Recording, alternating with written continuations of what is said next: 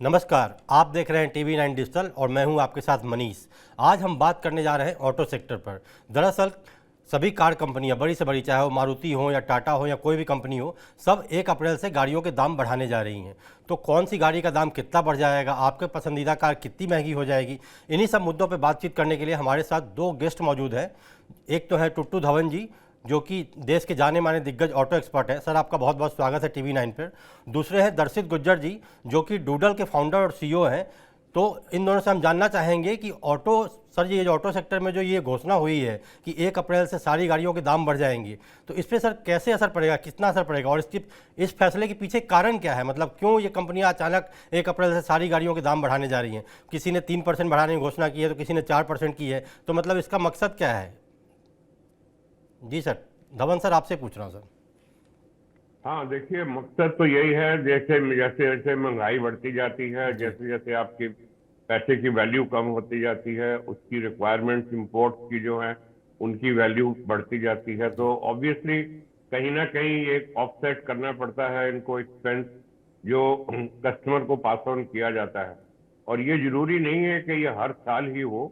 ये 2-3 साल के बाद जब जब बिल्कुल ही अपनी क्षमता नहीं रहती एकोमोडेट करने के, जो छोटे मोटे एक्सपेंसेस होते हैं फालतू के, तब वो ये चीजें कस्टमर को आगे पास ऑन की जाती हैं। और ये ऐसा ही अब इस साल में हो रहा है, जबकि सारे मैन्युफैक्चरर्स हैं उनको इफेक्ट हुआ है, और साथ में वो अपनी 2 से लेकर 4% तक जो भी उनकी वैल्यू बनती है वो ऐड कर रहे हैं to the cost of the car. मतलब आपका कहने का मतलब है कंपनियां अपनी कॉस्ट उनकी बढ़ रही हैं, इसलिए उन्होंने ऐसा फैसला किया है। जी हाँ, बिल्कुल। ये कॉस्ट बढ़ने के ऊपर ही कंपनीज करती हैं, क्योंकि नॉर्मली उनका ऐसा कोई विचार नहीं होता कि वो फालतू में पैसे बढ़ाते रहे। जी उनके अपने काफी बफर्स होते हैं, जो जिस टाइम के ऊपर ये गाड़ियां डिसाइड की जाती हैं बनाने के लिए, और वो बफर्स उन्होंने रखे होते हैं कि छोटे मोटे जो एक्सपेंसेस जो बीच में बढ़ते हैं, कभी टैक्सेस के कभी बजट के, तो वो अकोमोडेट कर लेते हैं। पर जी जब वो बिल्कुल ही पानी नाक से ऊपर चल जाता है, तो फिर उसके बाद ये कस्टमर की तरफ आगे देखते हैं। जी, मतलब फिर इसका भार कस्टमर के ऊपर पड़ता है फिर। जी हाँ। जी दर्शित जी, मेरा आपसे सवाल है कि जो ये कंपनियां दाम बढ़ाने जा रही हैं 1 अप्रैल से, लेकिन उसके पहले आप देखें तो मार्च में धमाकेदार सेल चल रही है एक तरह से। किसी पे इतना डिस्काउंट, किसी पे 40,000 का डिस्काउंट, किसी पे 50,000 का डिस्काउंट। तो क्या ये केवल स्टॉक क्लियरेंस सेल है, या फिर ईयर एंडर सेल है, या फिर कुछ और है इसकी वजह? सर जी देखिए, कॉस्ट बढ़ने के काफी रीजंस होते हैं। रॉ मटेरियल का कॉस्ट बढ़ जाता है, सप्लाई चेन डिस्ट्रप्शंस हो जाती है, और इसी कारण से इन्वेंट्री की कॉस्ट भी एक बढ़ जाती है, क्योंकि सेल्स नहीं हो पाती।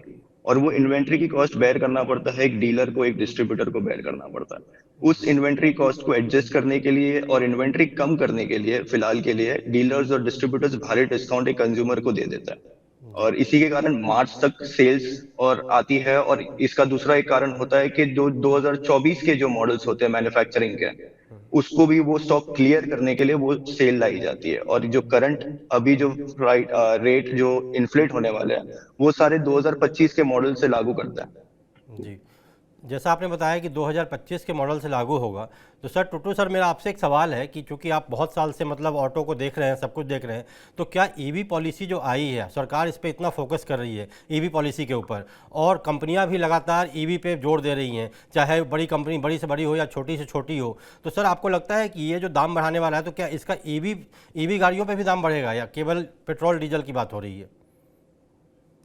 देखिए, ये अभी कोई कंपनी ने डिसाइड नहीं किया। बाकी ये मैं आपको बता दूं कि ईवी के ऊपर तवज्जो काफी दी जाती है जी गवर्नमेंट की तरफ से भी और टैक्सेशन की तरफ से भी।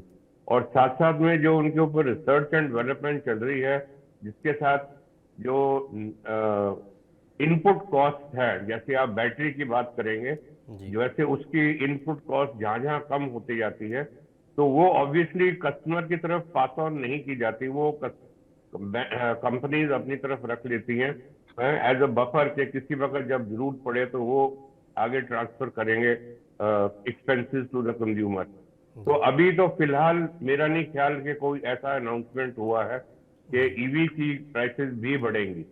बाकी ये जो उनके इनपुट कॉस्ट बढ़ती जाएंगी, तो naturally that has to be passed on to the consumer. जी जैसा कि सर आपने बताया कि ईवी पे अभी कोई फैसला नहीं आया है, तो दरअसल कंपनी अभी कल परसों में ही नितिन गडकरी जी ने बताया था कि ईवी पॉलिसी को लेकर एक दिल्ली में भी ईवी पॉलिसी 2.0 आने वाली है। उससे मतलब सीएनजी जो ऑटो, खास करके जो दिल्ली में सीएनजी ऑटो चलती हैं, उनको कन्वर्जन किया जाएगा, ड्राइवर को प्रोत्साहित किया जाएगा कि आप ईवी मॉडल में ट्रांसशिफ्ट करें अपने आप को, जिससे कि ईवी पॉलिसी को, और क्योंकि दिल्ली देश का सबसे बड़ा मतलब देश की राजधानी कही जाती है, यहाँ बहुत सारी संख्या में ऑटो ड्राइवर्स हैं, तो उनको भी फायदा मिलेगा।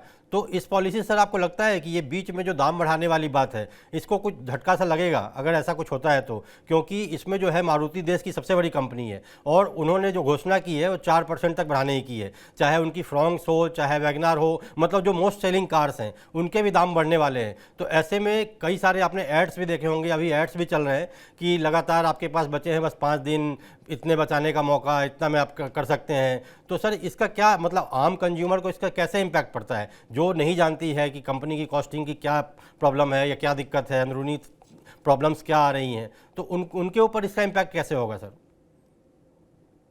देखिए, ईवी की जो बात करें तो जी शायद अब काफी हद तक डिसाइड हो चुका है कि कौन से सेगमेंट्स हैं जिसके अंदर EV is most commercially viable.